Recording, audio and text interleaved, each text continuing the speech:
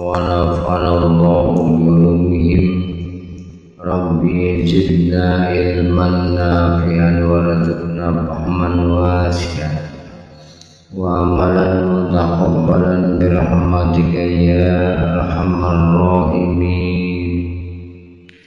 Bismillahirrahmanirrahim.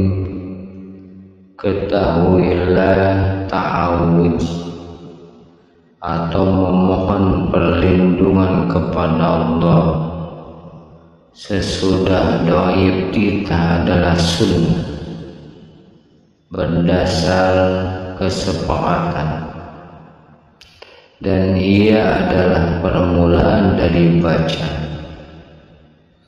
Allah Subhanahu wa ta'ala berfirman, فَإِذَا قَرَأْتَ الْقُرْآنَ فَاسْتَعِذْ بِاللَّهِ مِنَ الشَّيْطَانِ الرَّجِيمِ.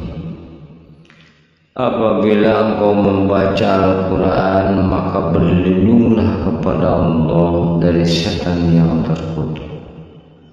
Al-Quran Surat An-Nahl ayat 98. Menurut sebagian besar ulama, maknanya adalah apabila engkau hendak memulai membaca Al-Quran, maka berlindunglah kepada Allah.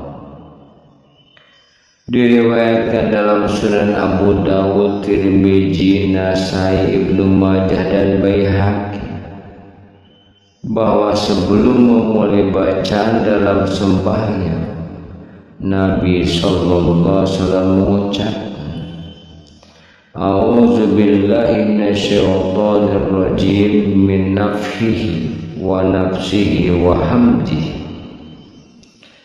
Aku berlindung kepada Allah dari setan yang terkutuk, dari kesombongannya dan sihirnya serta godaan. Dalam satu riwayat, A'udzu billahi samil alim minasyaitonir rajim min hamzihi wa nafihi wa nafsihi. Aku berlindung kepada Allah yang Maha mendengar dan mengetahui dari godaan setan dan kesombongannya serta sihir.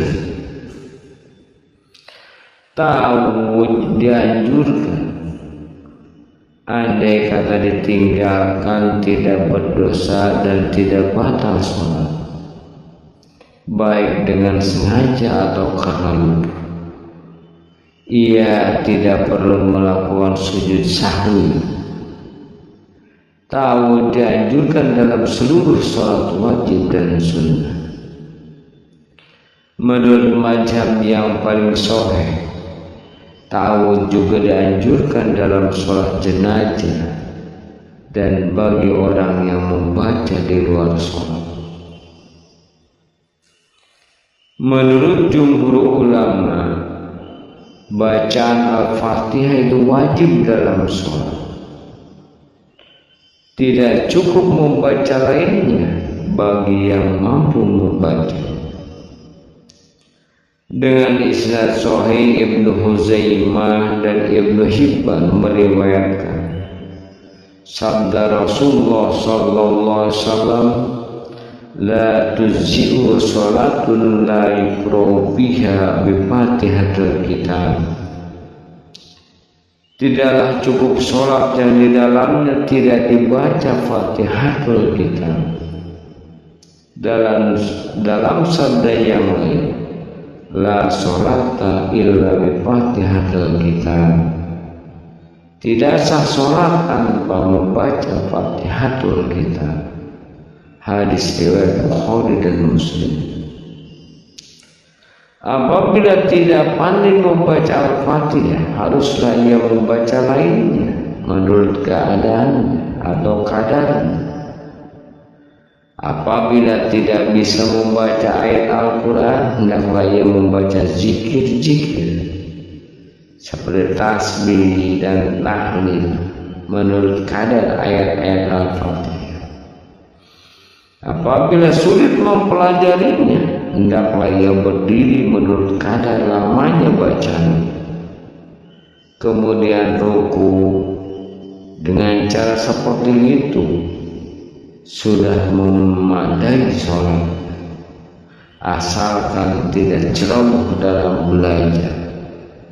Jika ceroboh, wajib dia mengulang. Kesimpulannya, bila belajar ia wajib belajar membaca Al-Fatihah. Jika pandai membaca bukan dengan bahasa Arab, maka tidak boleh membaca dengan selain bahasa. Ia pun dianggap tidak mampu dan harus menggantinya dengan yang telah kami sebutkan. Sesudah surah Al-Fatihah dibaca surah Al-Quran atau sebagian saja. Bacaan itu adalah sunnah. Andai kata ditinggalkan, sah sholatnya dan tidak perlu melakukannya sujud sahwi, baik saat wajib ataupun nafilah atau sunnah. Menurut pendapat yang paling sahih, tidak dianjurkan membaca surat dalam sholat jamaah karena didasarkan atas tahfidz atau peringatan. Boleh memilih antara membaca suatu surat atau sebagai surat yang pendek lebih utama daripada yang panjang. Dianjurkan membaca menurut tertibnya di dalam mushaf. Termasuk sunnah adalah membaca surat sesudah Al-Fatihah.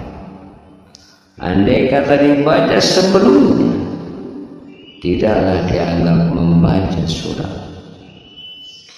Ketahuilah, anjuran membaca surat adalah bagi imam dan munfarid serta makmum ketika imam membaca surat dengan pelan-pelan.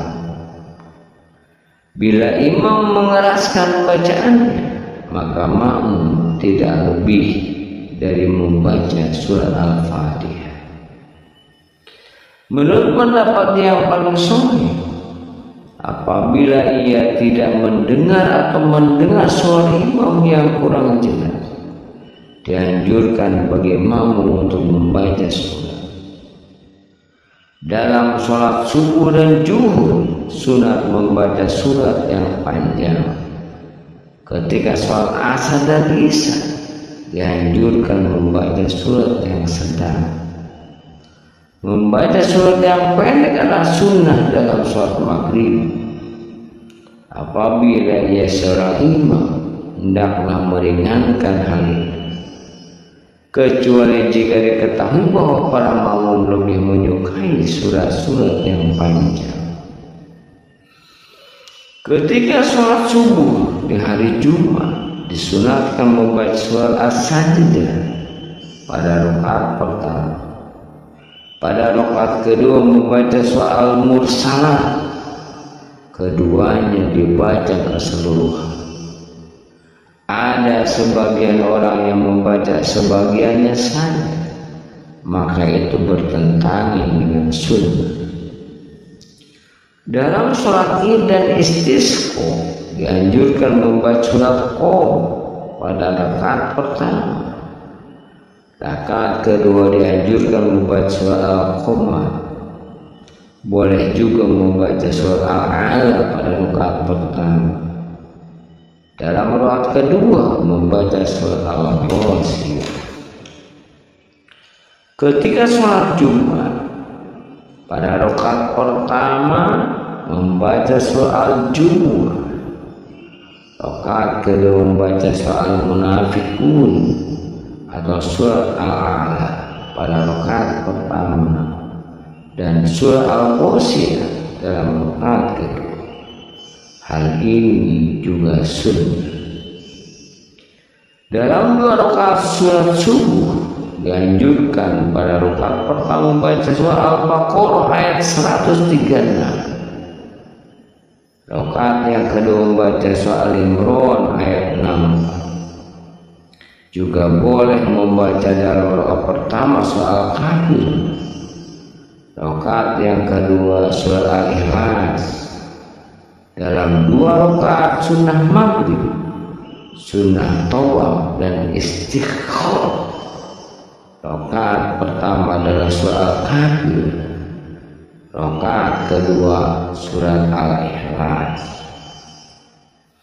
Adapun sholat witir yang terdiri 3 rakaat, maka pada rakaat pertama membaca surat Al-A'la, rakaat kedua surat Al-Kafirun, dan rakaat ketiga Al-Ikhlas, Al-Falaq dan An-Nas. Semua ini terdapat dalam hadis yang sahih dan masyhur.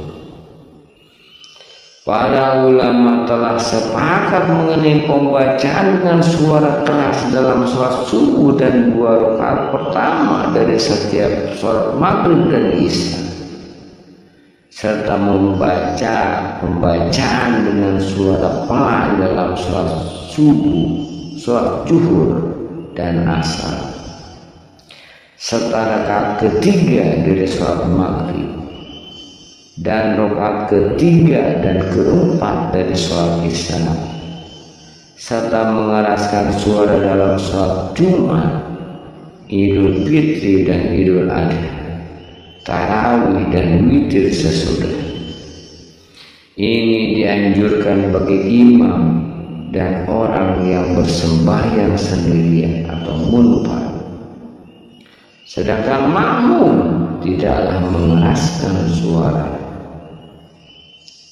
Disunahkan mengeraskan suara dalam sholat gerhana bulan dan Isra, atau membaca pelan-pelan dalam sholat gerhana matahari, serta mengeraskan suara dalam sholat istisqa dan membaca pelan dalam sholat jenazah, baik di waktu siang maupun malam, dan tidak mengeraskan bacaannya dalam sholat sunnah di siang hari selain sholat Id dan istisqa.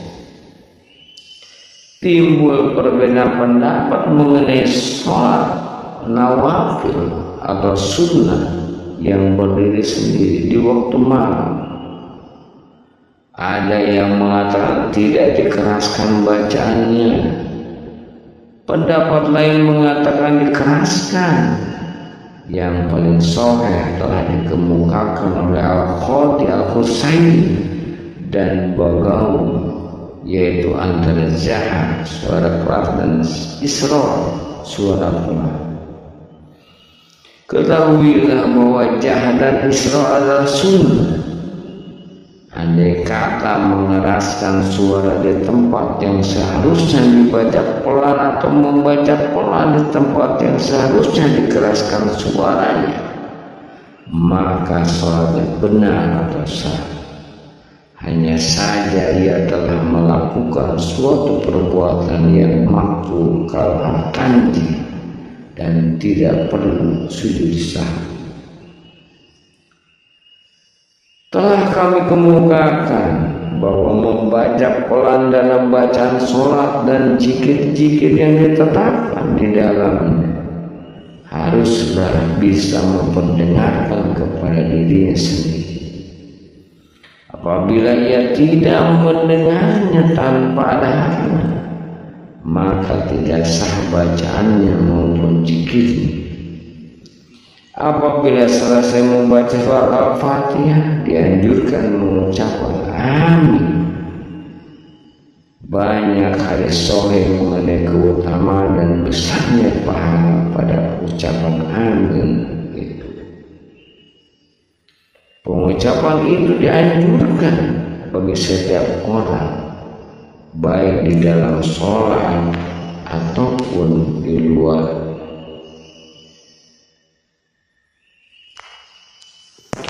Imam dan munfarid serta makmum mengeraskan ucapan amin, baik Jumat, baik jumlah jamaahnya sedikit atau banyak. Dianjurkan ucapan dari makmum bersama dengan ucapan imam. Tidak ada dalam sholat kebersamaan ucapan makmum dan imam kecuali dalam hal ini. disunahkan bagi siapa yang membaca ayat dalam sembahyang atau lain apabila mendapati ayat mengenai rahmat, hendaklah ia memohon kepada Allah Subhanahu wa Ta'ala untuk mendapatkan keutamaan. Apabila mendapati ayat mengenai azab atau siksa, hendaknya memohon perlindungan dari api neraka dan siksaan, kejahatan atau dari hal-hal yang tidak disukai. Maka diucapkan, Allahumma inni as'aluka al-afiyah. Ya Allah, aku mohon keselamatan dari. Jika mendapati ayat yang mensucikan Allah Subhanahu wa Ta'ala, maka diucapkan Subhanahu wa Ta'ala atau Tabarakallahu Rabbul Alamin. Dianjurkan mengucapkan tasbih dan memohon perlindungan bagi pembaca dalam sholat dan lain, bagi imam dan makmum serta munfarid, karena ia adalah doa. Berarti sama saja mereka dalam hal ini seperti mengucapkan amin. Dianjurkan bagi yang membaca Alaihissallahu bihkamil hakimin untuk mengucap bala wa ana ala zalika minasyahidin. Apabila membaca alaysa zalika biqadirin ayyuhiyal maut, maka ucapan bala asyhad. Apabila membaca fabi ayyi hadisin ba'dahu yu'minun, maka ucapan amantu billah. Apabila membaca sabbihisma rabbikal a'la, maka ucapan subhana rabbiyal a'la. Semua ini diucapkan di dalam sholat dan lain. Dalil-dalil akan hal ini telah dijelaskan oleh Imam Nawawi dalam kitab At-Tibyan fi Adabi Hamalat Al-Qur'an.